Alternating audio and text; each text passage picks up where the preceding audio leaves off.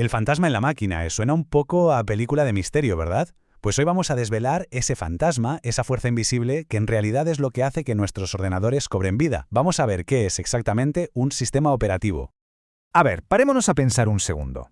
¿Qué es un ordenador en el fondo? Pues una caja llena de metal, plástico y circuitos.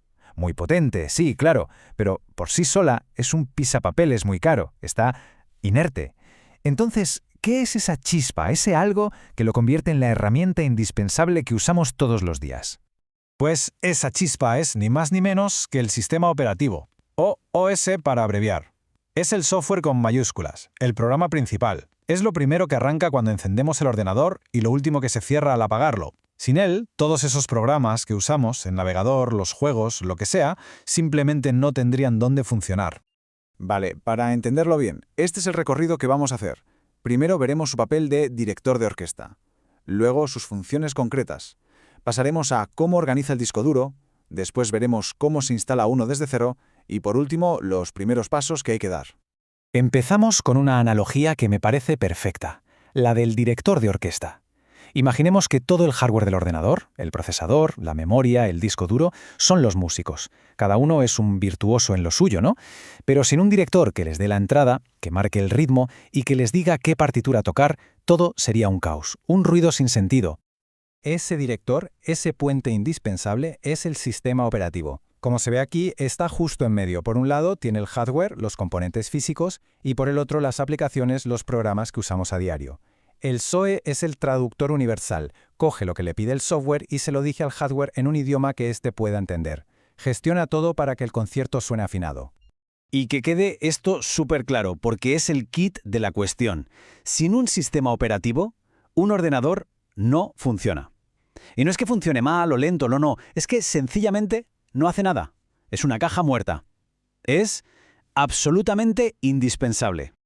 Vale, entonces, si el sistema operativo fuera una entrevista de trabajo, ¿qué pondría en su currículum? ¿Cuál sería, digamos, la descripción de su puesto? Pues fijaos en la de cosas que hace. Desde el mismísimo momento en que le damos al botón de encendido, el ESO se pone a trabajar. Gestiona todo el arranque, controla qué programas se abren y cómo. Nos permite hablar con el ordenador a través del teclado y el ratón, imagínate. Administra la memoria para que no se sature y el espacio en el disco. Y encima hace de árbitro para que los programas no se peleen entre ellos por los recursos, y si algo falla, es el primero en intentar solucionarlo. Ahora vamos a otra de sus funciones clave, que es la de organizar el disco duro. Pensemos en el disco duro como un almacén gigantesco pero totalmente caótico. Si tiráramos ahí todos nuestros archivos, sin más, sería imposible encontrar nada. Bueno, pues el sistema operativo es el encargado de poner orden. Es el que monta las estanterías, pone etiquetas y crea un índice para que, cuando busquemos algo, lo encontremos al momento.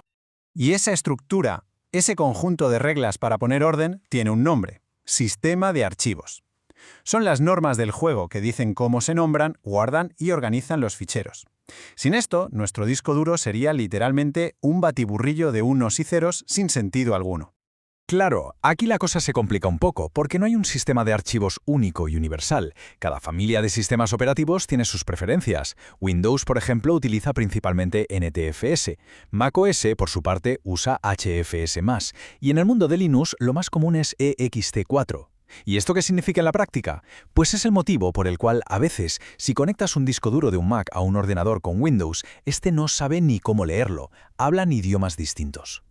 Además de organizar los archivos, el SO puede hacer algo muy interesante: dividir un único disco duro físico en varias partes, como si fueran discos duros virtuales. A esto lo llamamos particiones. Piénsalo como si en ese almacén crearas habitaciones separadas. Hay dos tipos principales. Por un lado están las particiones primarias. Son las importantes porque en ellas se puede instalar un sistema operativo y el ordenador puede arrancar desde ahí.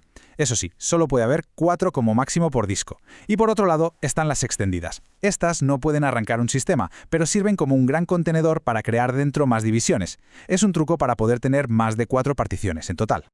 Muy bien, ya sabemos qué es un ESO y qué hace. Ahora toca la parte práctica. ¿Cómo se instala en un ordenador nuevo que está vacío? Vamos a ver ese proceso, el momento en el que de verdad le damos vida a esa caja de metal y circuitos. El proceso de instalación, a grandes rasgos, se puede resumir en estas fases. Primero, hay que decirle al ordenador que arranque desde una unidad externa como un pendrive. Luego, vienen las configuraciones iniciales: idioma, licencia. Después, se prepara el disco duro. El cuarto paso es el más largo, la copia de todos los archivos del sistema. Y por último, se configuran los datos de quien va a usar el equipo. El primer paso es crucial. Justo al encender el ordenador por primera vez, hay que estar muy atento para pulsar una tecla específica. Suele ser F12, suprimir, F2, depende del fabricante. Esto nos lleva a un menú de arranque. Y ahí es donde le decimos, oye, ignora el disco duro que está vacío y arranca desde este pendrive USB que te he conectado. Una vez que arranca el instalador desde el USB, empieza la parte, digamos, más burocrática. Hay que elegir el idioma, el formato de la hora y la moneda, la distribución del teclado, lo típico. Después, aceptar los términos de la licencia, el texto ese larguísimo que casi nadie lee, y normalmente introducir la clave del producto para demostrar que es una copia legal. Y ahora sí, aquí es donde ocurre la magia de verdad. Una vez hemos configurado todo, el instalador se pone manos a la obra y empieza a copiar miles y miles de archivos. Pasa toda la información del USB al disco duro. En este momento se está construyendo, literalmente, el esqueleto del sistema operativo, los cimientos de su nuevo hogar digital. Bien, la copia de archivos termina, y el ordenador se reinicia y... ¡Voilà! Por primera vez arranca desde el disco duro. Ya tenemos el sistema operativo instalado.